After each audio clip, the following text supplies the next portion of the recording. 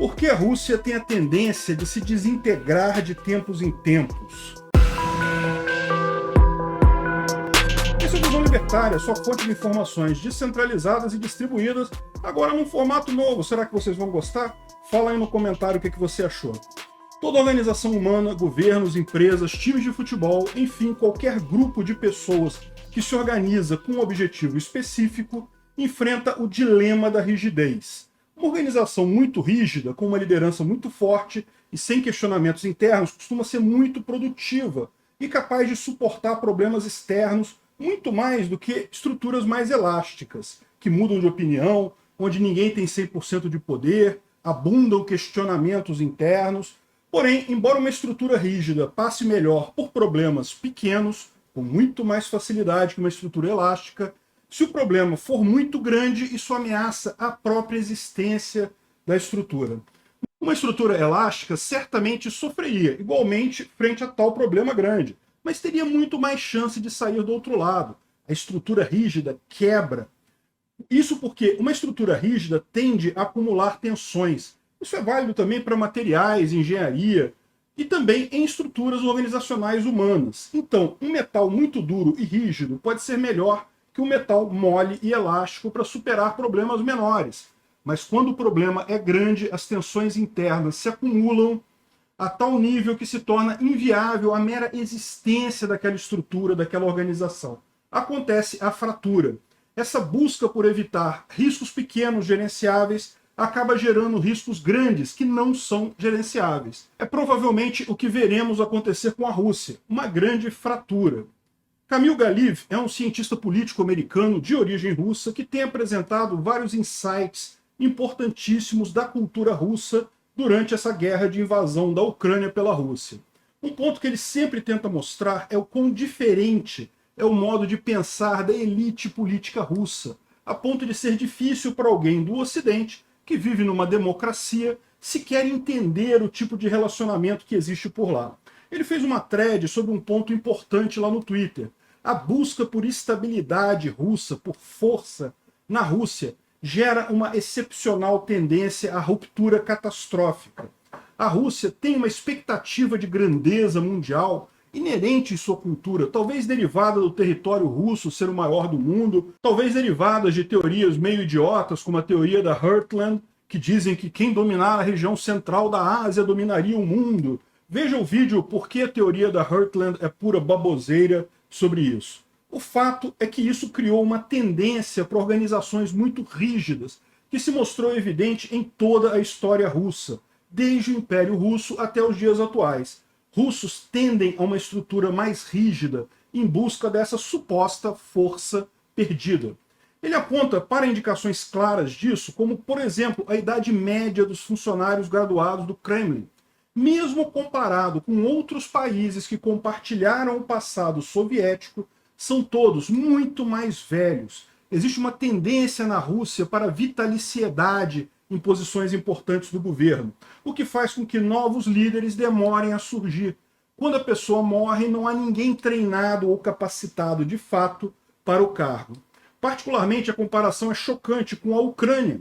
A idade média dos principais líderes do governo ucraniano é 44,7 anos, ao passo que dos russos é 63,4 anos.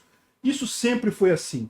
Algumas fotos da era soviética do Brezhnev, no final do seu governo, mostram o velho líder quase incapaz de andar, precisando ser escorado por militares, e ainda assim era o líder supremo e governava toda a União Soviética. Quando ele finalmente morreu, seguiram-se dois presidentes muito breves. Por quê? Porque eles eram na mesma época do Brezhnev, eram da mesma geração. Andropov durou pouco menos de 2 anos e Chernenko durou apenas 1 ano.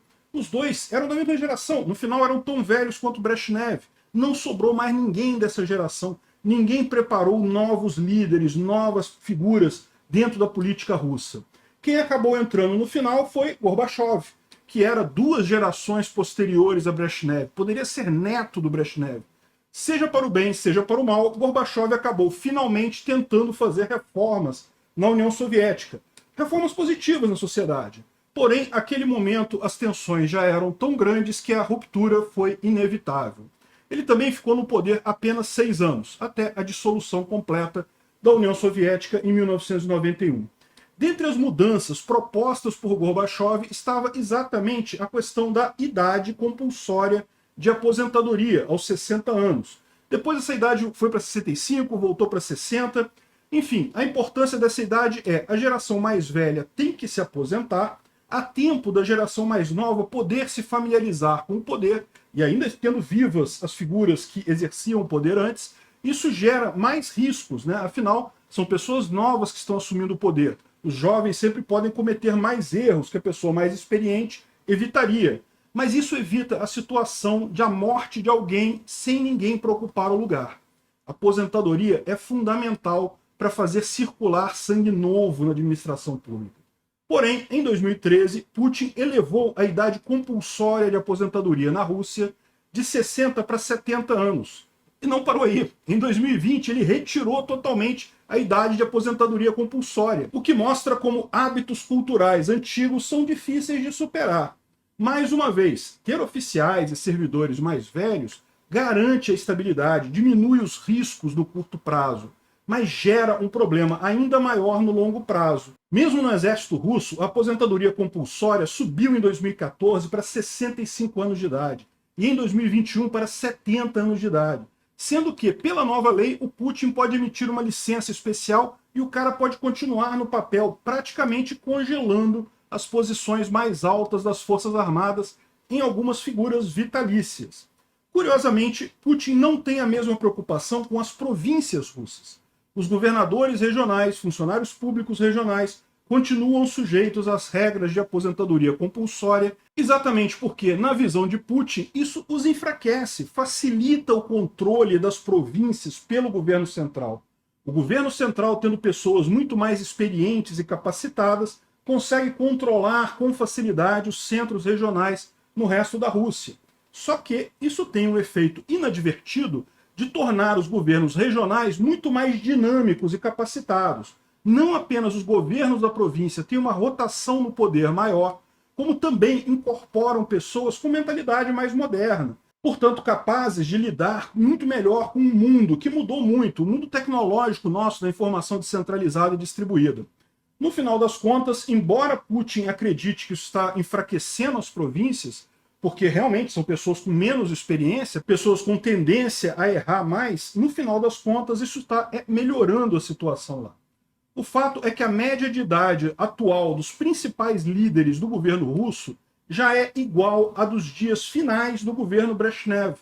Felizmente para os russos, infelizmente para o resto do mundo, as condições médicas hoje em dia são muito melhores, portanto, ainda é cedo para esperar uma tragédia como foi o fim da era Brezhnev, mas ela virá.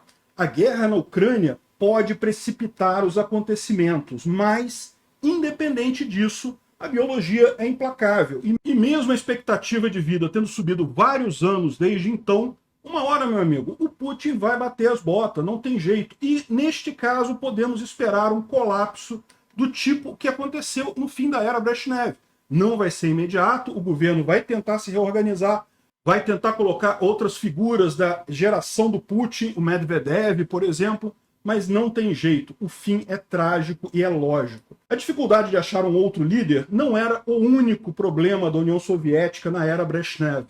Todas as ineficiências econômicas e problemas internos que já vinham de muito tempo, tudo isso somado com a morte de Brezhnev é que fez a diferença. Mas foi este evento que acabou gerando o fator crucial para o fim da União Soviética.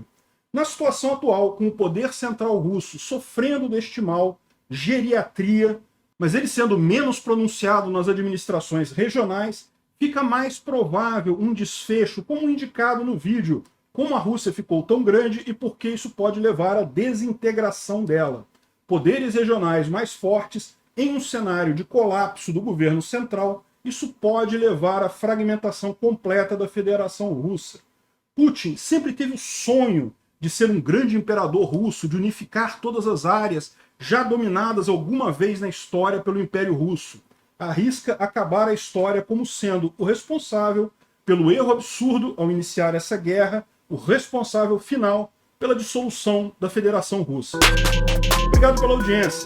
Espero que você tenha gostado desse novo modelo. Esse vídeo foi um oferecimento de armataweb.com, cloud e serviços de data center. 100% de compromisso com a satisfação e privacidade dos clientes. Aceitamos Bitcoin. Veja o link na descrição do vídeo. Se você gostou desse vídeo, clique no like e compartilhe ele em suas redes sociais. Se inscreva no canal para nos ajudar, clicando no botão vermelho abaixo. Se quiser ser avisado de novos vídeos, clique no sininho ao lado. Se você quiser comprar camisas e outros itens do Visão Libertária, veja nossos itens no site Pimenta no Café, pimentanocafé.com.br/Visão Libertária, tudo junto sem acento, ou clique no link da descrição. Até a próxima!